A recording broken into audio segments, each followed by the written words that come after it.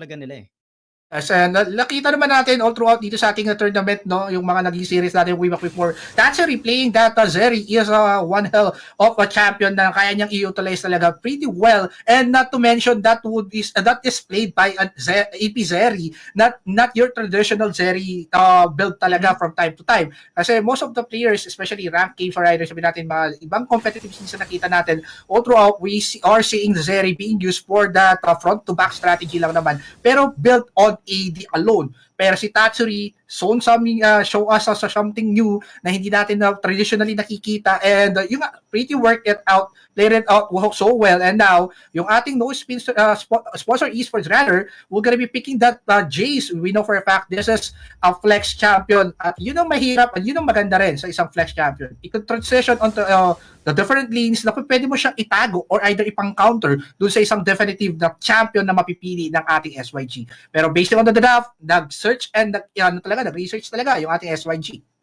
Kumbaga, pinapakita dito ng SYG na willing sila pumalag dito sa kung ano man ipapakita ng no sponsor esports.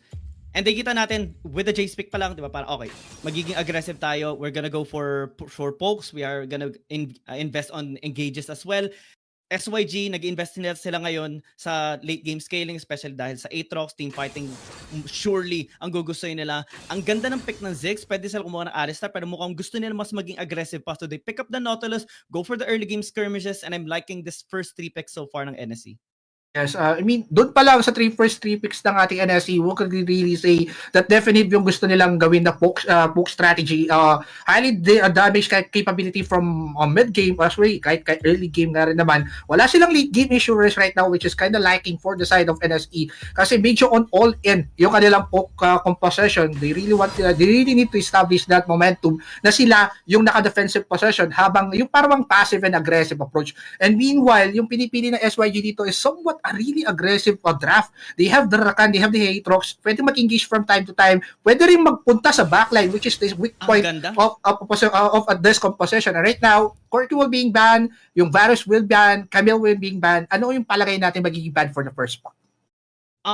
Bago tayo pumunta sa ban, gusto ko muna i-comment yung lineup na binibuild ngayon ng SYG kasi sobrang lakas ito para sa team fights ngayon, and especially with the Rakan, parang cherry on top na kaagad to. Kahit tatlong champion pa lang nakikita na natin kaagad yung potential nila para sa team fight. There's no disengage whatsoever present right now on the side of no sponsor esports, kaya kailangan nila mag-invest ng ganyan mamaya. Maybe a Shinzao for the crescent sweep, maybe something that can allow them to have that push factor dito sa SYG.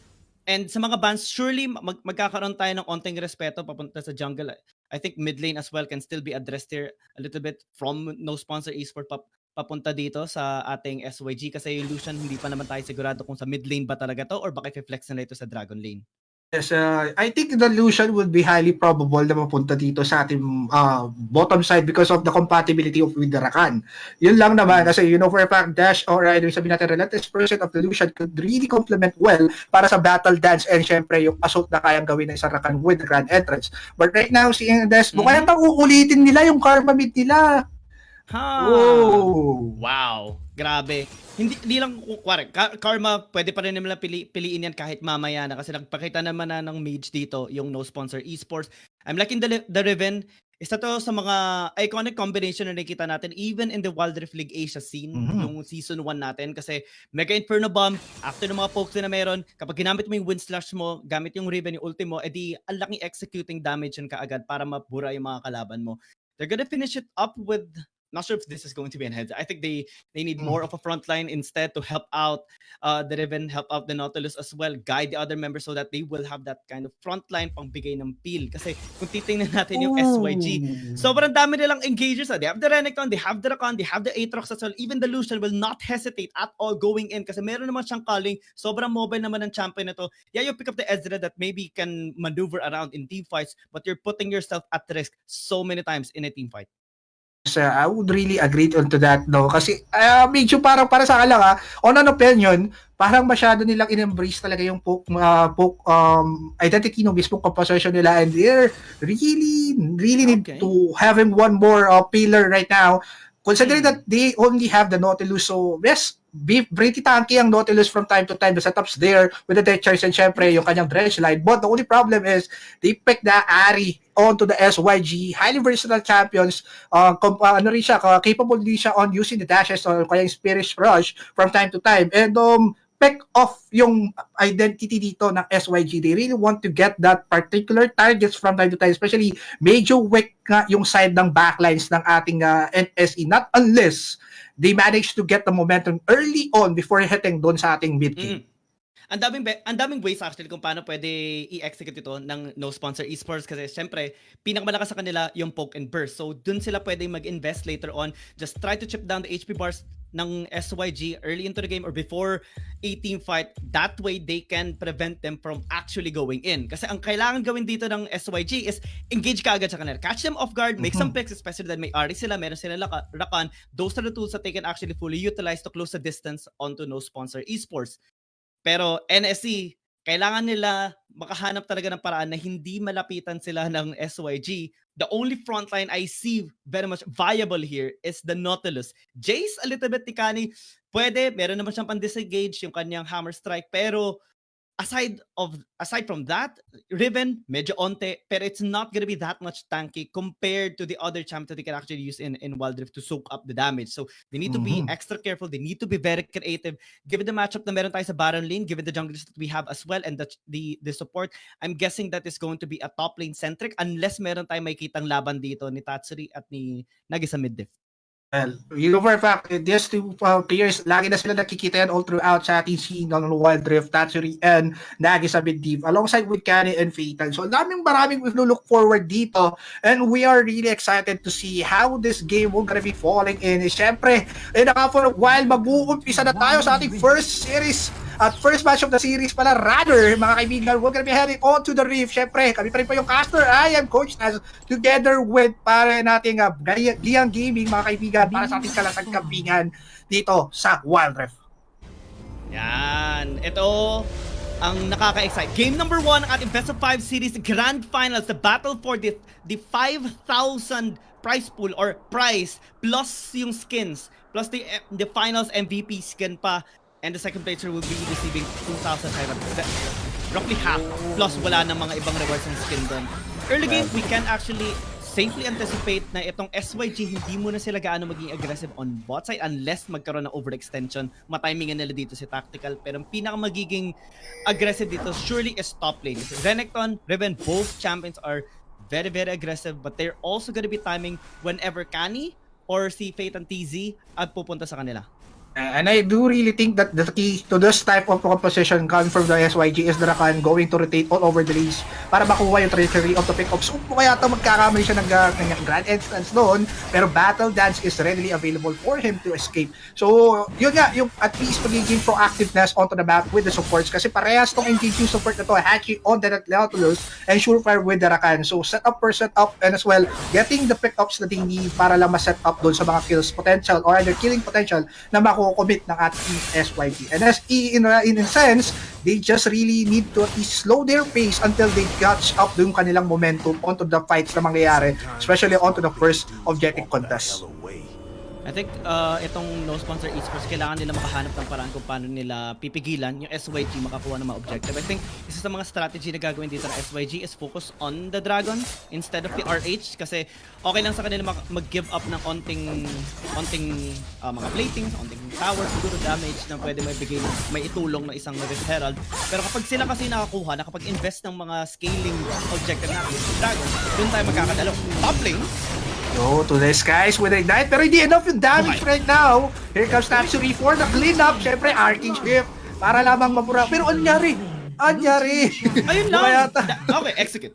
But okay lang yun. Okay lang yun para sa no sponsor esports. They managed to get that kill. Funneled pa yung gold kay Tatsuri, and the way they actually were able to execute that properly is knowing na wala si Fate doon. Papunta siya ng bot side, he actually cleared out the bot side jungle that he had, and the way that they were able to know that is through the ward that they had in the red side jungle lang niya. That one ward na nakita natin, dyan nila nalaman na okay, nag-clear na pala siya ng Raptors, pupunta na siya ng bot side, and magiging safe in play natin kung pumunta tayo ng top, and patayin dito si Nepen. additional advantage onto that part kahit papaano.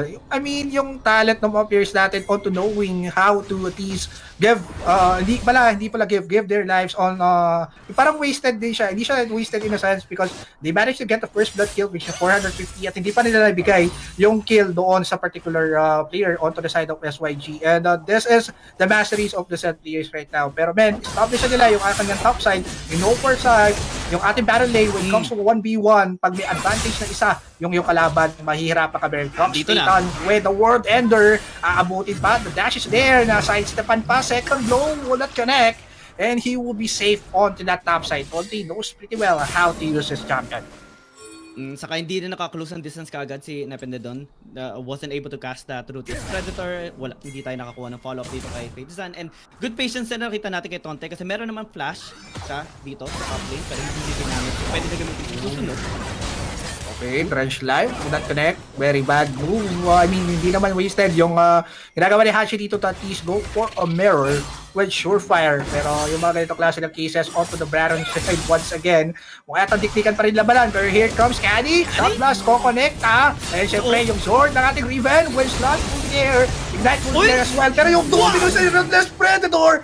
What an outplay coming from kay pare nating defense onto that part. Syempre nandito na rin si pare nating Nagi sa 4. Hinap, syempre Spirit 4 will connect and he's gonna be dealing the final blow kay pare Tote.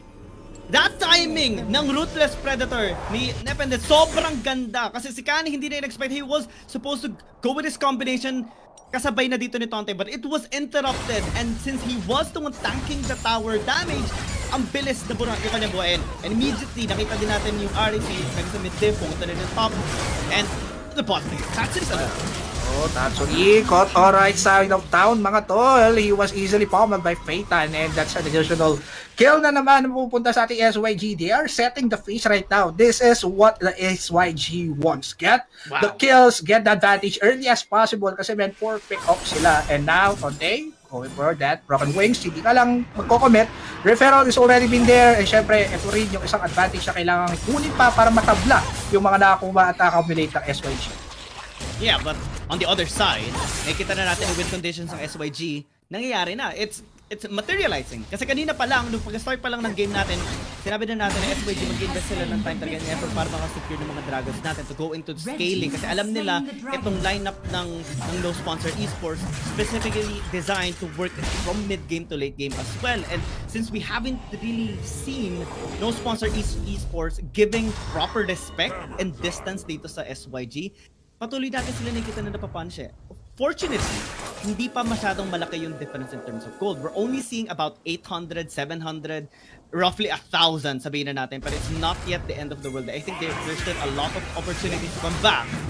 Bot lane. No, and the door 3-man push, 2-man push rather, pero death charge will be there. It's will Sky, ni Kani, para lamang ma-execute si para Phaeton and that's a trade kill pa rin naman. Here comes Mega Inferno Bomb. The damage is surreal at isang hambalos nila ni Manny Hachi. Habang nagaganap ang kaganapan na yun, Tonte will be pummeled out naman on the Baron side at even trade yung mga kaganapan or the two teams right now. But it's up to the team that will be getting the first tower. I think it's still gonna be SYG since they managed to get the kill earlier than no sponsor esports. Mas release din nila na push yung way papunta sa tower. So they're gonna be getting a little bit of a bonus in terms of gold, helping them just slowly increase their gold lead even more. And as the time goes by, dito na tayo magkakaroon ng issue pagdating sa lineup dito ng no sponsor esports. Because yeah, Faitizan TC sa Aatrox niya ngayon, hindi pa masyado nakakatakot. Pero pagdating natin naman 15 minutes, 12 minutes, yan na magiging sobrang hassle. But mid-lane, he got obliterated! Wow! Pero hindi pa tapos yung laban. Here comes the gun entrance. Wala natin naman. Yung Shelly natin babagyan to the mid lane and powerful enough ng possession. Very healthy pa ang mga members ng NSE. Rather lang nga lang yung Shelly will be dying onto the mid lane. At least they had the first, tier tower onto the mid lane. Open na ng bahagya and as well, 2 more members ang nawala sa ating SYG.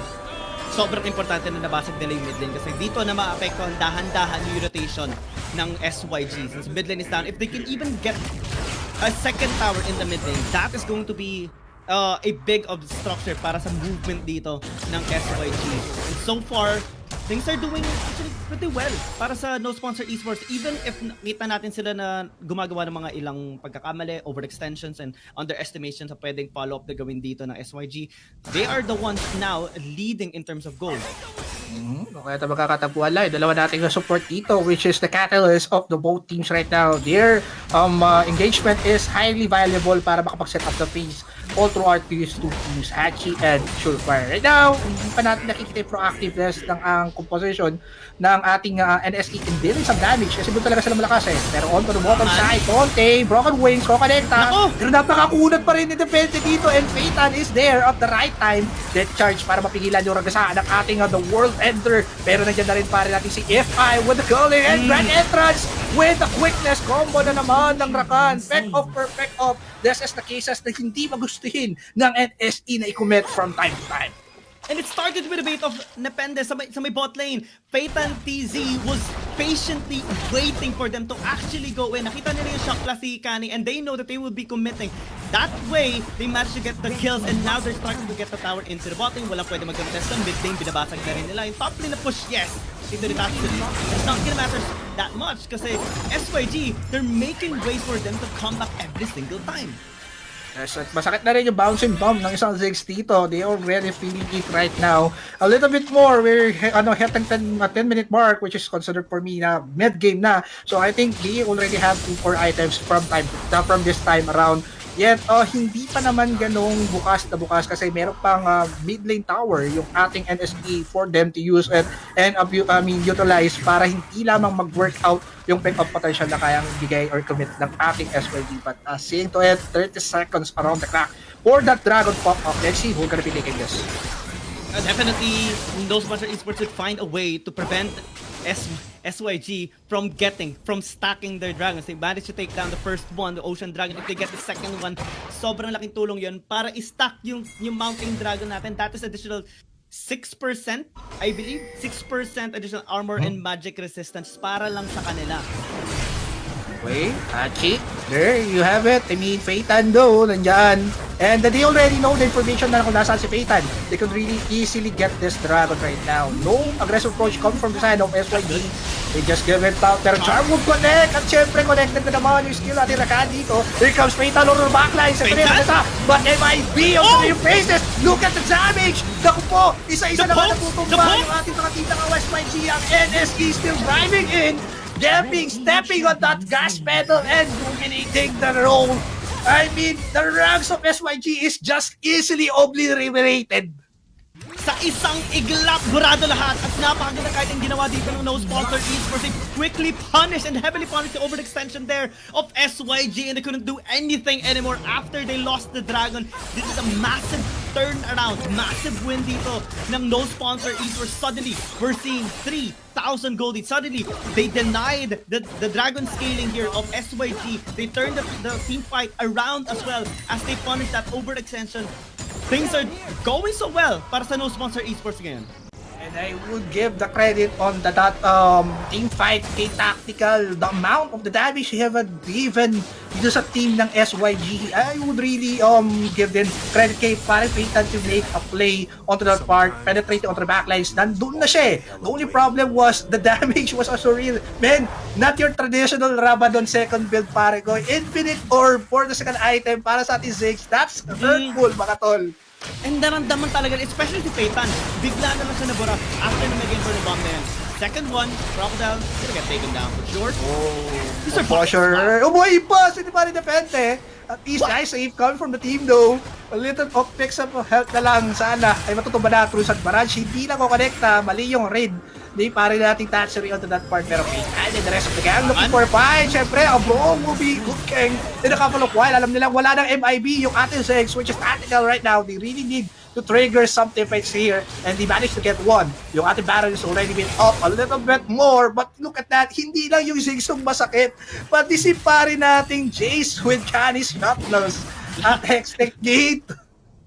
Dahan-dahan lahat sumasakit na dito. Si Tatsuri, si Kani, si Dante, especially si Tactical. Tuwing ginagamit yung Megaturn for perfect timing and nag-drive-thru lang. Binatoan na ng Wind Slash and immediately got the kill onto nag-isang mid-diff and SYG, they're starting to be a little bit too scattered here. They're starting to not have those really concise movements na nakita natin early game. Well, yung composure kasi man di not really anticipate the damage na output na kaya ibigay onto the 10-minute mark right sa Ziggs alongside with the Azrael and syempre si paring Gani with the Jace. Oh, right a while ago, yung composure was there onto the side of SYG because they can easily pick off every member, so either one or two members ng ating team NSE, but as this time around, as the game goes by, yung pressure of the late game scaling ng ating team composition card from the SSE will be the thing na iniisip at pinaalala ng ating team SYG from this round. Let's see, the balance of, tignan natin kung makakaroon ng panibagong bakbakan. Kailangan makahanap ng paraan na dito si Maggie sa mid-diff para makakuha sila ng proper play. Kasi maybe get a kill on tactical, reach the backline, help out Nepende and Peyton to reach the backline as well. Kasi lagi na ito nakikita si Surefire. Yes, sumusugod siya sa likod. Nagagawa niya yung mga plays na knock up na iba. Pero walang follow-up na proper. Oh, teka lang. Huwag kaya ito nagkakamali. Pero a little bit more, mga pre. Mabilisan lang. Nauubos ang buhay ng Baron dito through sa barrage for additional output and information. Alam na nila. Here comes the end there. Pipigilan si Peyton with a death charge. Hindi makapag sa Baron Pit. At yan na kayong kaltakan. Hihintay natin. Pero here comes the Rakando. Surefire. Who able to pick up one. Pero unfortunately, wala ng damage dealer right now. Yung ating team SYG. At nakuha yatang si Tote. Masyado yata na palalim ng bahagya. But look at that. Just doing some damage right now. At hindi siya na-abot ng team SYG. A little bit of help. Para Surefire will be the next casualty of this part. Baron, power play will be driven in to the middle lane dito. Ito na ba yung ating game number 1? Kasi lahat ng member ng SYG ay nasa sa skirmish na yun.